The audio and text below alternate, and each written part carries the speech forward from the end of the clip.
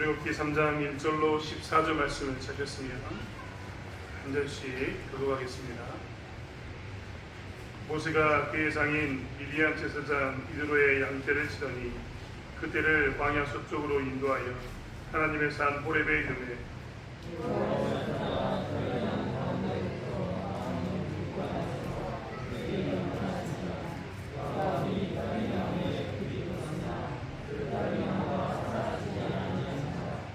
이에 모세가 이르되 내가 돌이켜 가서 이 큰 광경을 보리라.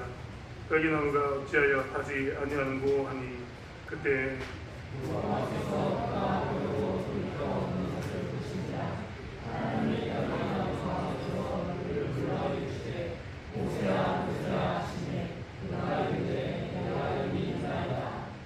하나님이 이르시되 이리로 가까이 오지 말라. 내가 선 곳은 거룩한 땅이니 내 발에서 신을 벗어라.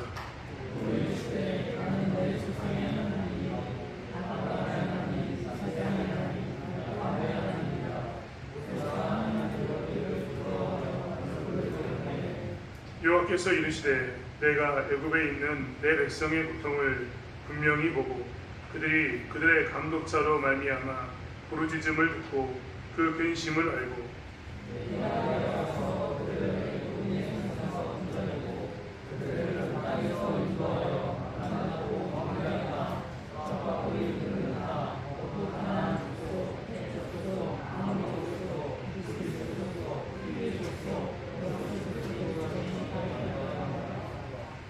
이제 가라. 이스라엘 자손의 부르짖음이 내게 달하고 애굽 사람이 그들을 괴롭히는 학대로 내가 보았으니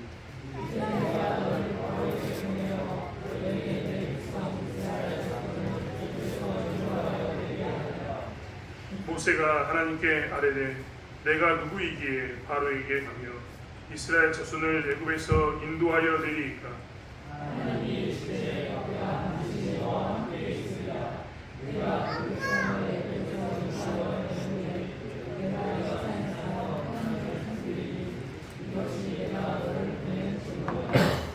모세가 하나님께 아뢰되 내가 이스라엘 자손에게 가서 이르기를 너희의 조상의 하나님이 나를 너희에게 보내셨다 하면 그들이 내게 묻기를 그의 이름이 무엇이냐 하리니 내가 무엇이라고 그들에게 말하리이까. 하나님이 모세에게 이르시되 나는 스스로 있는 자이니라. 또 이르시되 너는 이스라엘 자손에게 이같이 이르기를 스스로 있는 자가 나를 너희에게 보내셨다 하라. 아멘. 시간 박지영 교사님 나오셔서 정체성이라는 제목의 말씀으로 하나님 말씀 들으시겠습니다.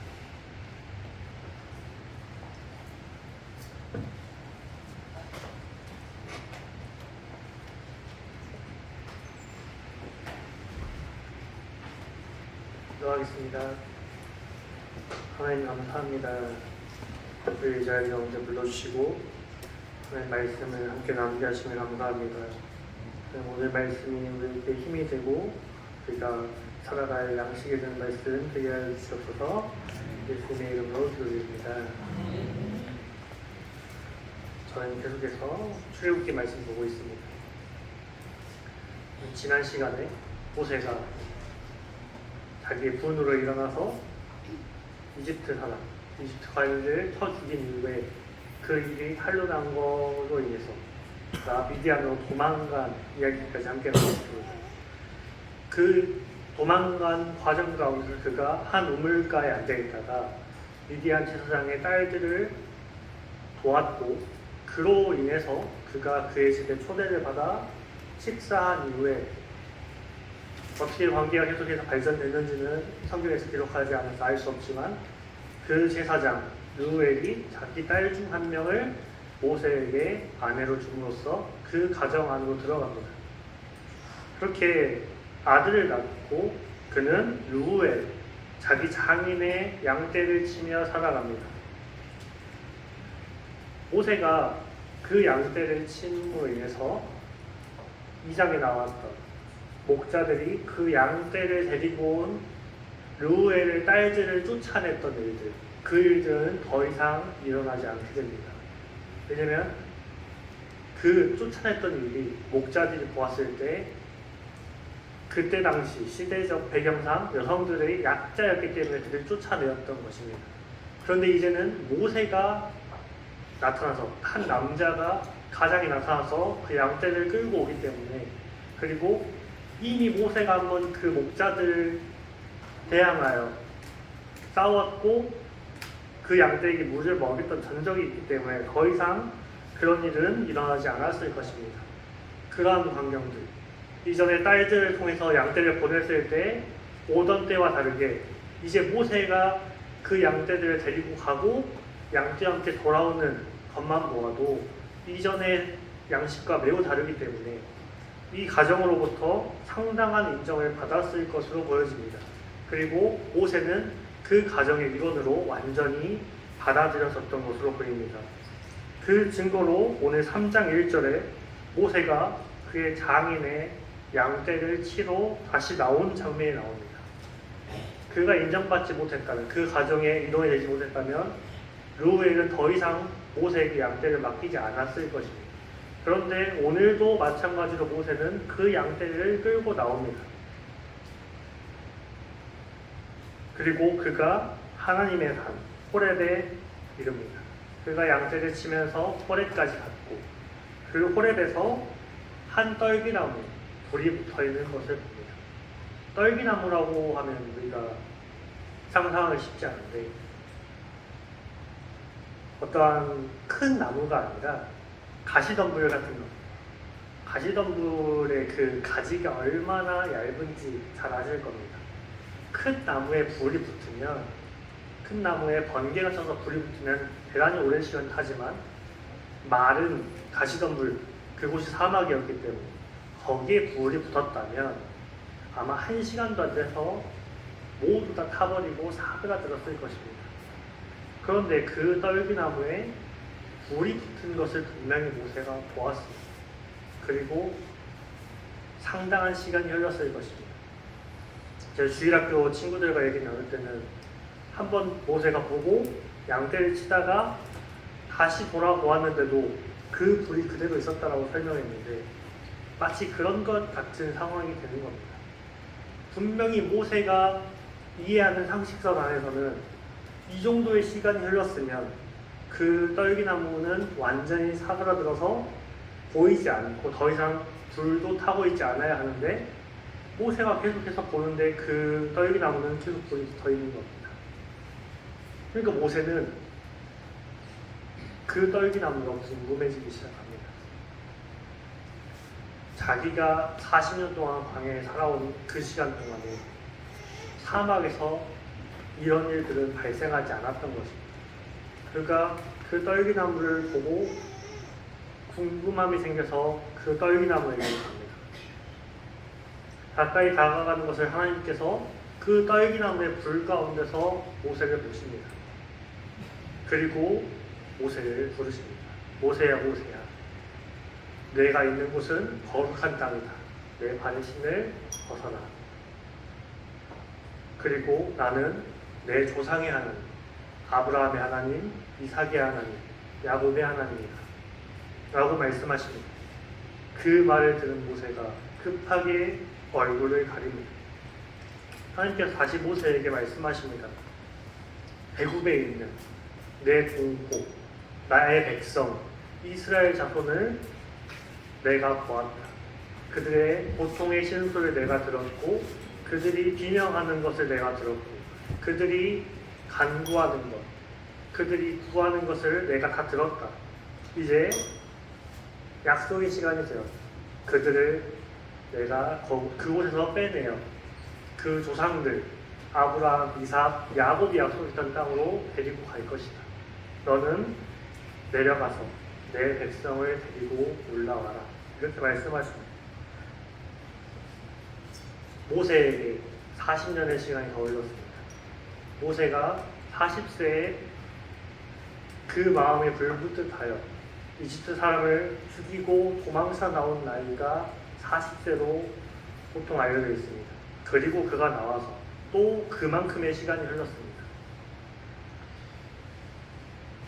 그에게 40년, 매우 많은 시간이 흐른 거죠. 성경에서 40년을 한 세대로 봅니다. 한 세대가 흐를 만큼의 시간이 그에게 미디안의 시간이었습니다. 그가 하나님께 하는 첫 번째 질문이 이것입니다. 내가 누구에게 갑니까? 라고 질문합니다. 모세가 자기가 누구인지 몰라서 하나님께 이렇게 말을 했을까요? 분명 하나님께서 떨기나무 불 가운데 모세야 모세야라고 했을 때 모세는 자기를 부른 것 알고 있었습니다. 그런데 모세가 오늘 얘기하는 것이 내가 누구이기에? 라고 물어봅니다. 내가 누구이기에 가겠습니까? 내가 누구이기에 내가 이집트 파라오에게 가서 그 앞에 서겠습니까? 라고 묻습니다. 모세가 누구였습니까? 2장에서 애굽의 관리가 자기 동포 이스라엘 자손을 칠 때 그는 자기 동포를 위해서 살인까지 저질렀어요. 그가 일어나서 그 일을 저지하기 위해서 나섰던 자입니다. 그런데 그 결과가 어떻습니까?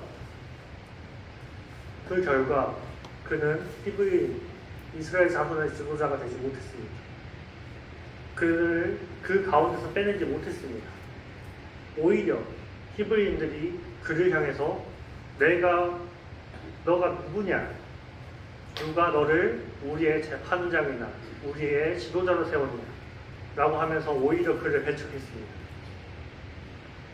그리고 그 일이 이집트 파라오의 귀에도 들어갔고 그에게 지명수배가 내려졌습니다. 그 지명수배는 이집트 온 지역에 해당하는 것이었고 그는 더 이상 이집트에 머무를 수 없었습니다. 그래서 도망갔습니다. 그는 이집트에서 이집트 공주의 아들로도 인정받지 못했고 그는 히브리인으로서 히브리인에게도 인정받지 못했습니다. 그는 도망쳐 나왔습니다. 그는 자신을 히브리인이라고 생각했지만 그는 자신을 이스라엘 자손이라고 생각했지만 그가 2장에 미디안 제사장의 딸들을 도왔습니다. 미디안 제사장의 딸들은 자기 아버지에게 한 히브리인이 우리를 도왔다고 이야기하지 않습니다. 한 애굽 사람이 우리를 도와서 우리 양에게 물을 먹였고 우리가 이렇게 빨리 돌아왔다고 이야기합니다. 그는 히브리인이었으나 그가 미디안 광야로 나왔을 때 그를 보는 첫 번째 시선은 애굽 사람이었던 것. 그걸 통해서 모세는 히브리인으로서도 인정받지 못했고 애굽 사람으로도 인정받지 못했고 그저 모든 것을 잃어버린 죄인이면서 도망자의 신분으로 등장합니다. 그는 어떠한 신분도 얻지 못합니다. 그가 가진 신분이라고는 미디안 제사장의 사위 딱 하나였습니다. 그렇게 40년을 살았습니다. 그에게 있어서 모든 신분, 모든 삶의 태도, 모든 삶의 모양이 히브리인도 아니고 애굽 사람도 아니고 미디안 광야 사람이었습니다. 분명 2장에서는 모세의 장인어른의 이름이 르우엘로 나옵니다. 그런데 3장에 들어가자마자 르우엘의 이름이 사라지고 이드로라는 이름이 등장합니다. 왜 르우엘과 이드로라는 이름으로 바뀌어서 나왔는지 의견이 분분하지만 굳이 성경에서 르우엘 이름이 2장에 등장했는데 바로 그 다음 3장 시작부터 르우엘 이름이 사라지고 이드로라는 이름으로 등장한 것을 볼 때 그의 삶이 완전히 바뀌어진 상황으로 보여집니다. 그런 그곳에서 하나님께서 모세를 부르십니다. 그때 모세의 마음이 내가 누구에게 갑니까? 내가 뭐라고 갑니까? 딱 이 질문입니다. 제가 뭔데요? 제가 40년 전에도 했는데 해봤는데 안 되는데 40년 전에 그렇게 해가지고 한 게 결과가 지명수되는데 제가 뭐라고 합니까? 제가 누군데요? 모세가 하나님에게 내가 누굽니까? 라고 질문하는 거예요. 도대체 내가 뭔데요? 라고 질문하는 거예요. 그의 40년의 세월, 토탈 그의 80년의 시간, 그 삶을 80년을 걸어서 하나님한테 한 질문이 내가 뭔데요? 내가 누군데요? 그 질문을 던지고 그의 마음속 깊이 있던 질문, 그것을 하나님께 던집니다. 그런데 하나님께서는 전혀 다른 대답을 하십니다. 만약 저였다면 내가 너의 이름 부르지 않았냐, 너 이름 모세가 아니냐 라고 이야기했을 겁니다. 그런데 하나님께서 내가 누구이게라고 했던 모세의 질문의 답변으로 하신 말씀이 이겁니다. 내가 너와 함께 있겠다. 내가 너와 함께 있는 것이 너의 정체다 라고 이야기하십니다. 모세, 너가 이집트 공주의 아들로 있었든, 너가 그곳 가운데 사고를 쳐서 도망자로 나왔든, 그래서 너가 이 미디안 광야에 나와서 이전의 모든 것들을 다 버리고 광야의 사람으로 있든지 간에 상관없이 너에 대한 정체성의 정의는 내가 너와 함께 있는 것이다 라고 말씀하시는 겁니다. 하나님께서 모세와 함께 하심으로 모세가 누구인지에 대한 정체성이 확립되는 겁니다. 모세가 어떠한 삶을 살았냐보다 더 먼저 되는 것이 하나님께서 모세와 함께 하심, 이것이 모세가 누구인지를 결정하는 겁니다. 마찬가지로 이제 예수님께서 우리 안에 계심으로 예수님께서 우리와 함께 하시기 때문에 우리가 이전에 어떤 삶을 살았던지와 관계없이 그거 이전에 우리는 그리스도인으로서의 정체성을 가지게 되는 겁니다. 우리가 얼마나 노력했냐, 우리가 얼마나 열심히 살았냐를 떠나서 예수님께서 우리와 함께 하시기 때문에 우리는 그리스도인으로서의 정체성을 가질 수 있는 것입니다. 우리의 정체성은 누가 우리와 함께 하느냐입니다. 우리는 예수님께서 함께 하십니다. 예수님께서 우리 안에 거하시는 자. 예수님께서 이미 우리와 함께 하시기에 우리는 그리스도인으로서의 정체성을 가지고 살아가야 합니다. 그 답을 들은 모세가 이제 두 번째 질문을 합니다. 이제 자기에 대한 질문을 하지 않습니다. 당신이 누구십니까? 라고 질문합니다. 내가 하나님께서 나와 함께 하시는 걸 알겠습니다. 그런데 내가 애국으로 돌아가서 이스라엘 자손들에게 하나님께서 당신들을 데리고 나오라고 하셨다라고 할 때 이 이스라엘 자손들이 하나님에 대해서 물어보면 내가 무엇이라고 대답해야 합니까? 라고 이야기합니다. 하나님께서 함께 하시는 모세입니다. 모세가 가서 나와 함께 하시는 자가 여러분을 불렀다라고 이야기해요. 나와 함께 합니다. 그 하나님을 전해야 하는 겁니다. 내가 이스라엘 자손들에게 갈 때 그들이 하나님 당신의 이름을 물을 겁니다. 당신의 이름을 알려주십시오라고 이야기합니다. 그런데 하나님께서는 또 자기 이름을 알려주지 않으십니다. 나는 스스로 있는 자다라고 대답하십니다. 첫 번째 질문의 대답과 두 번째 질문의 대답이 유사합니다. 모세는 분명 누구냐, 이름이 무엇이냐에 대해서 질문하지만 하나님께서는 전혀 다른 대답을 하십니다. 하나님께서는 모세, 나는 스스로 있는 자다. 스스로 있는 자가 모세 너를 보냈다고 대답하라 라고 이야기하십니다. 하나님만이 쓰실 수 있는 이름입니다. 저는 저희 부모님을 통해서 있습니다. 그렇죠? 저희 부모님은 저희 주부모님을 통해서 있겠죠. 그리고 저는 신학교를 갔기 때문에 이 자리에 있습니다. 그렇죠? 여러분들은 하나님의 자녀이기 때문에 이 자리에 있습니다. 우리가 어떤 것을 정의할 때, 우리가 어떤 배경에 대해서 얘기할 때 우리는 항상 원인이 존재합니다. 마치 제가 있기 위해서 저희 부모님이 있어야 하듯이 제가 있기에 원인은 저희 부모님입니다. 그런데 하나님께서 말씀하시는 건 나는 스스로 있는 자다 라고 이야기하십니다. 나는 어떠한 조건에도 얽매이지 않는다. 나는 어떠한 상황에도 얽매이지 않는다. 나는 어떠한 이유 때문에 생겨난 하나님이 아니라 나는 태초부터 존재했고 나는 스스로 있는 자다. 그것이 하나님의 정체성입니다. 하나님만이 쓰실 수 있는 이름이기도 합니다. 그리고 이 답변이 모세가 누구인지에 대한 정체성의 근거가 됩니다.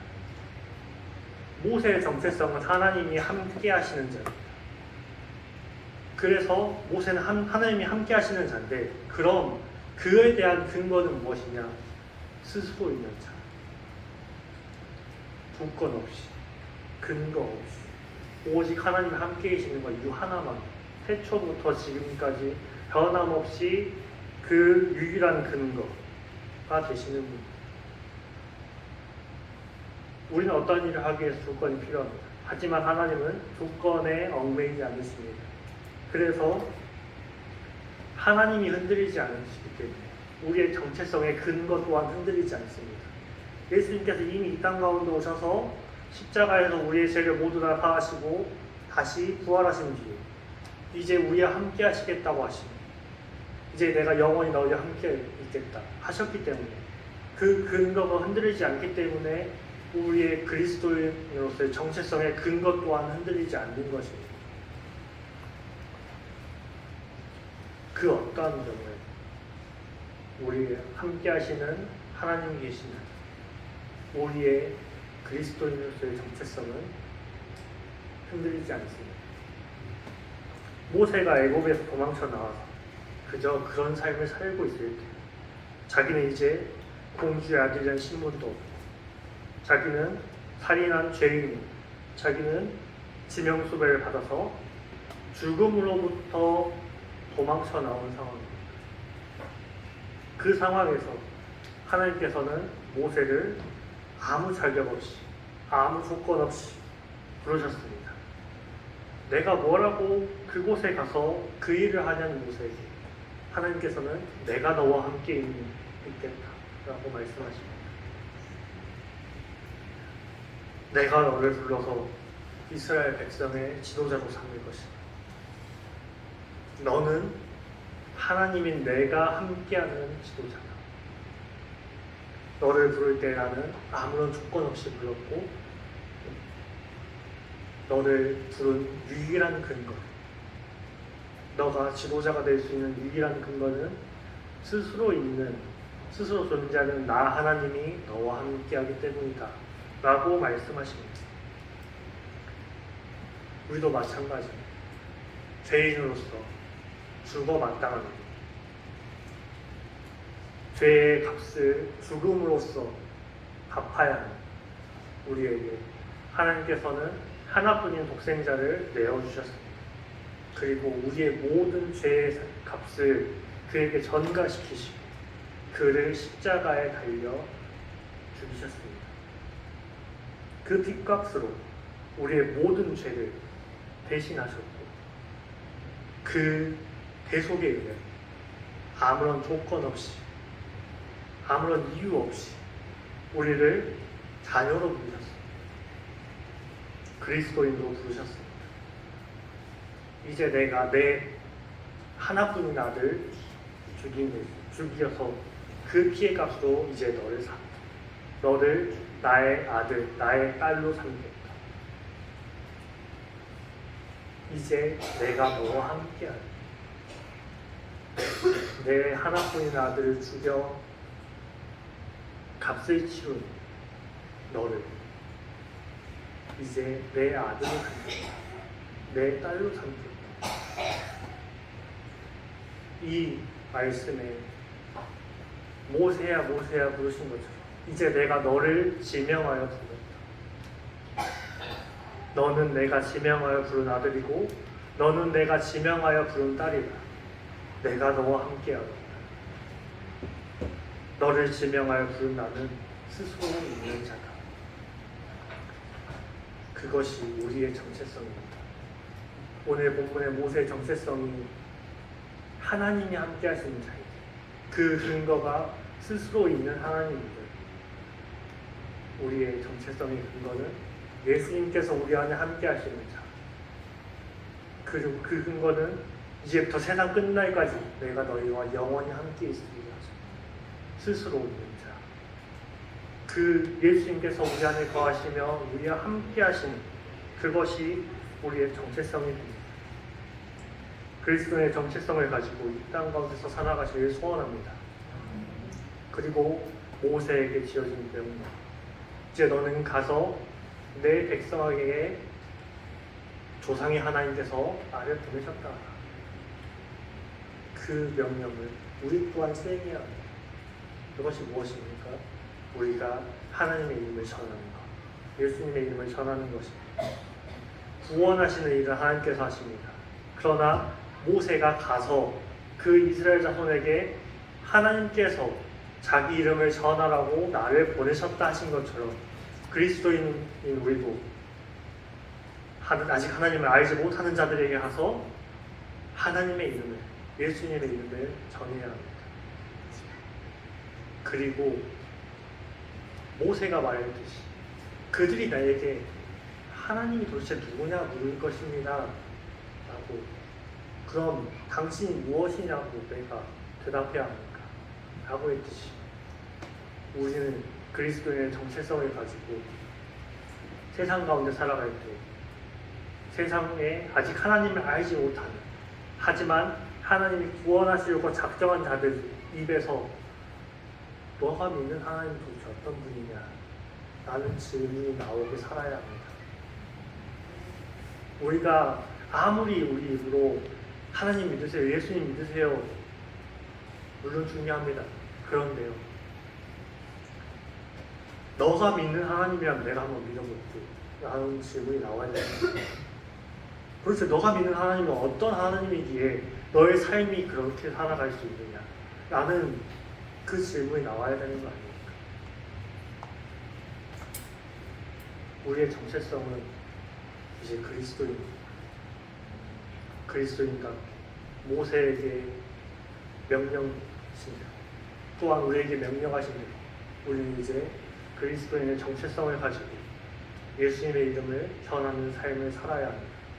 또한 우리를 삶의 시간 속에서 마주하는 모든 사람들이 예수님의 이름을 궁금해할 수 있도록, 하나님을 궁금해할 수 있도록 우리의 삶의 전반적인 모습에서 그리스도인의 정체성을 가져야 합니다.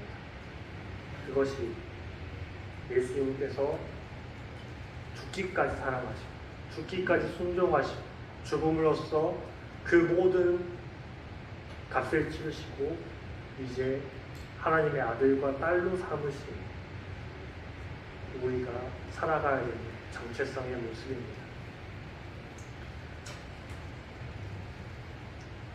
우리는 그런 존재입니다. 그저 죄로부터 도망쳐서, 죽음의 시간으로부터 도망쳐서 그저 넓은 광야에서 허송세월 보내는 것 같이 있는 것이 아니라 이제 그리스도의 정체성을 가지고 세상 가운데 나아가서 예수님의 이름을 전하고 우리의 삶을 통해서 예수님을 드러내는 우리 모든 교창교회 성도님들 되시기를 소원합니다. 기도하겠습니다. 하나님, 우리는 때로 잊고 삽니다. 우리는 삶의 풍파 속에서, 삶의 상황 속에서 우리는 실수하고 넘어지고 무너집니다. 그러나 우리가 어떠한 삶을 살았든지가 우리가 그리스도인의 정체성을 갖는 근거는 예수님께서 우리 안에 살아계시기 때문에, 예수님께서 우리와 함께 하시기 때문인 줄 믿습니다. 또한 그 예수님께서 태초부터 스스로 말씀으로서 계셨고 이 땅 가운데 오셔서 예수님께서 직접 이제 세상 끝날까지 내가 너희와 함께 있겠다 약속하심으로 그것이 우리의 영원한 근거가 되는 줄 믿습니다. 우리가 이제 세상 가운데 나아갈 때 더 이상 도망자로 살지 않고 더 이상 허송세월하는 자로 살지 않고 우리가 그리스도인의 정체성을 가진 자로 살기 원합니다. 우리가 이제부터 바뀌어서 그리스도인으로 살아가는데 더 이상 흔들리지 않게 하나님께서 늘 우리와 함께하여 주시옵소서. 예수님의 이름으로